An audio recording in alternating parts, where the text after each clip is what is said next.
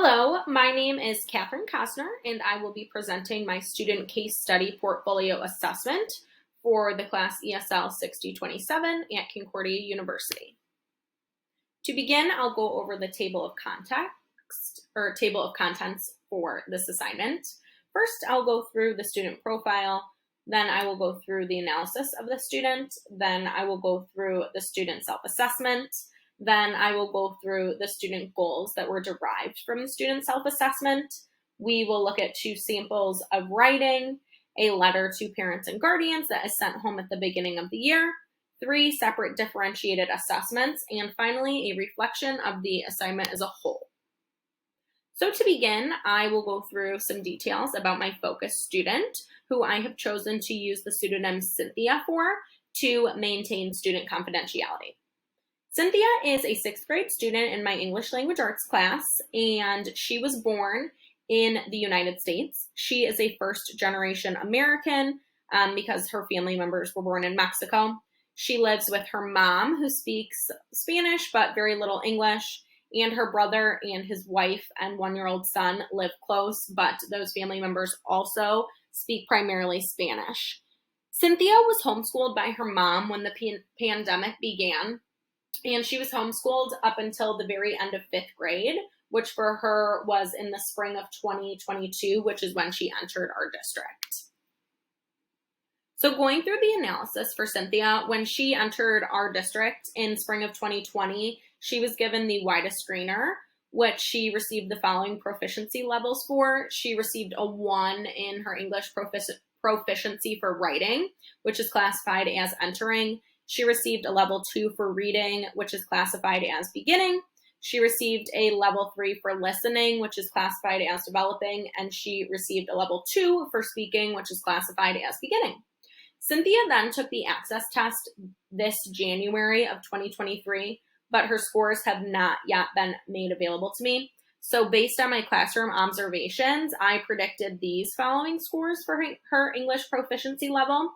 I predicted a level 3 in writing, which is classified as developing, a level 4 in reading, which is classified as expanding, another level 4 in listening, which is classified as expanding, and finally a level 3 in speaking, which is classified as developing. I conducted this student self-assessment with Cynthia. She read and completed this assessment on her own. She was required to circle her feeling, which could be transcribed through emojis for each of the following things that we do in class. Looking at the self-assessment, I initially had designed it according to Bastera, Flores, and Trumbull's idea that it is important to select assessments based on the cultural preferences, characteristics, needs, and strengths of students. Cynthia gets really overwhelmed when she's presented with a writing assignment. So keeping that in mind, I wanted to make this a low-stress reflection where she would be able to really give her true feelings without feeling overwhelmed on completing the assignment. So she was happy to complete this assignment and self-assessment because it didn't involve a lot of writing.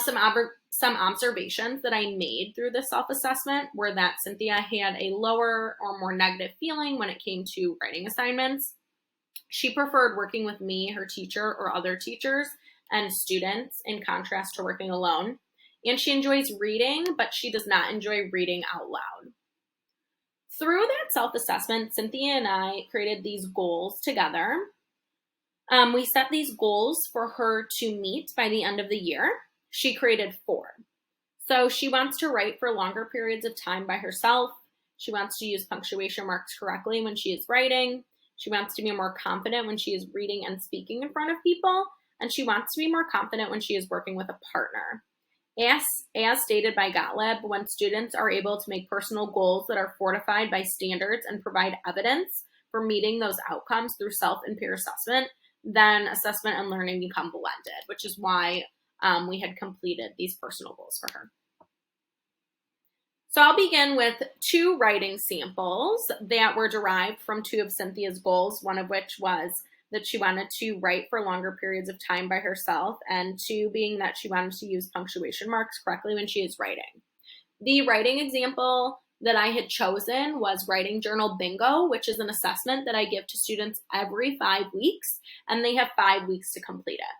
Students are given 25 prompts to choose from, and they are expected to write 5 6-sentence responses, and they get to pick whichever 5 prompts they would like.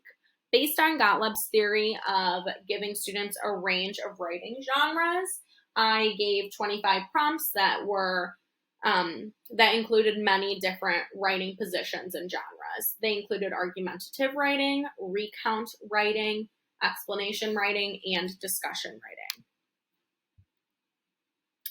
To begin the assignment, I always give students an example of what I am looking for, which can be shown here. And then I give students the rubric that they will be used, or that I will be using to grade, which is found here. Each assignment is graded out of 15 points.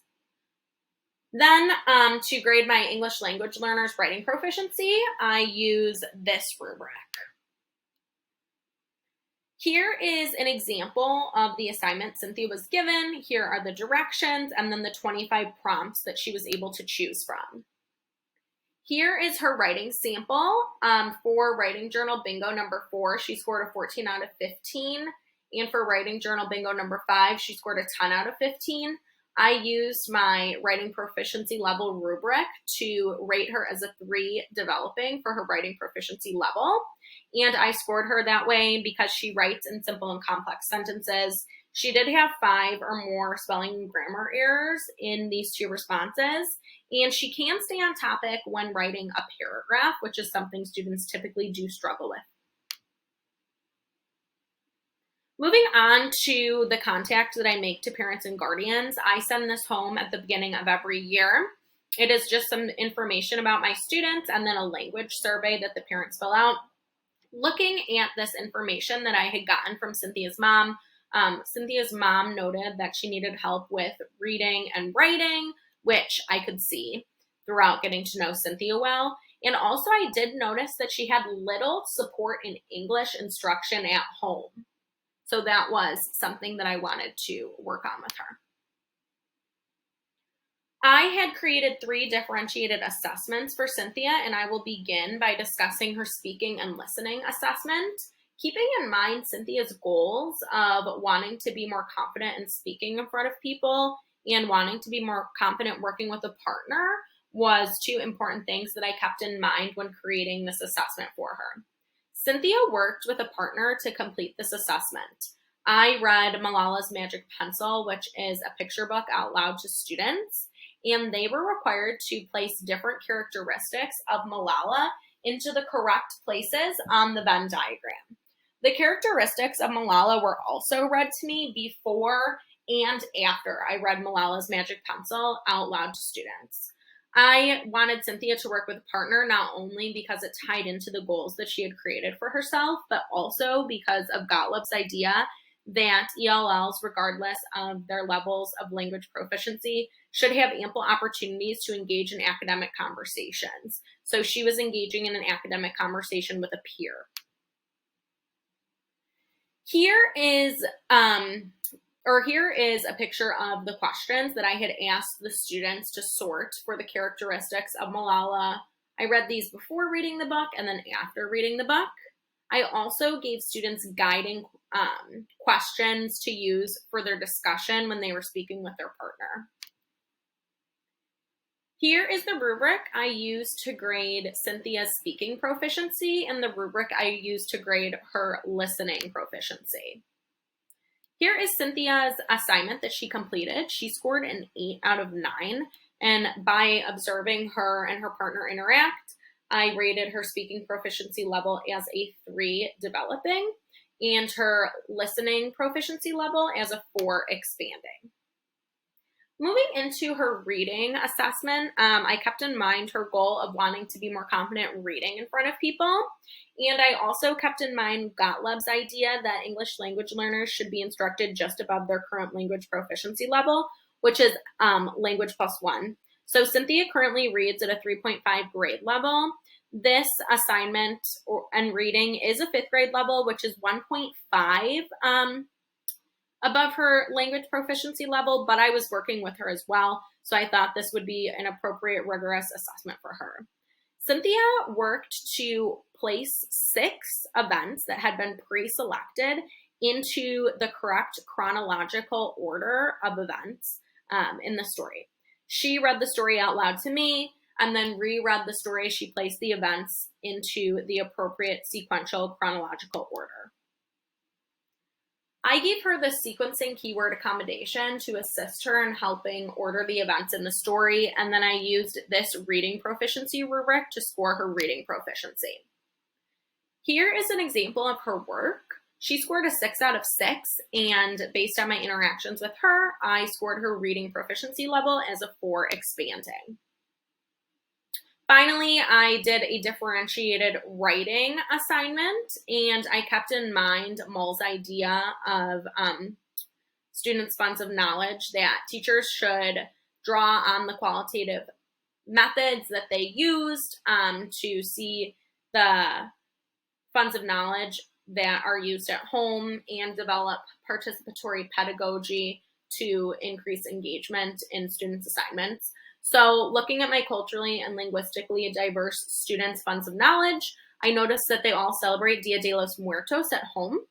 So I constructed a Dia de los Muertos unit, and at the end of the unit, I had students complete this differentiated writing assignment, which was a sugar skull response. They were able to either write about a loved one or a famous person that they wanted to celebrate for Dia de los Muertos. Here is an example of the 2 assignments that they were able to choose from, either writing about a family member or a famous person. And I also included questions and a differentiated graphic organizer checklist to assist them in the structure and organization of their writing. Here was the rubric used to grade the Sugar Skull writing response, and then also the rubric that I used to score my students' writing proficiency levels for the English language learners. Here is Cynthia's assignment that she completed. She chose to write about a loved one, and she chose to write about her pet, Michi. I scored her Sugar Skull writing assignment as a 13 out of 15, and her writing proficiency level as a 3 developing. Overall, throughout this 8-week project that I've done with Cynthia, I have gained a deeper understanding of her as a student, and I have developed a deep relationship with her as a person as well, which I really cherish. I have learned how to ensure my assessments are valid and equitable for my culturally and linguistically diverse students. I'm going to continue making a large effort to ensure I include more self-assessment throughout my units. I'm going to include instructional supports into every activity we do as a class, and I'm going to redefine how I assess my culturally and linguistically diverse students. I now know how beneficial it is to include a rubric for the content objectives, but also how valuable it is to include a rubric for culturally and linguistically diverse students for their language proficiency development. I have a new perspective on holistic rubrics, using them to track how culturally and linguistically diverse students are developing in their language proficiency levels throughout the year. And finally, here are the references that I used to create this assignment. Thank you so much for listening, and I look forward to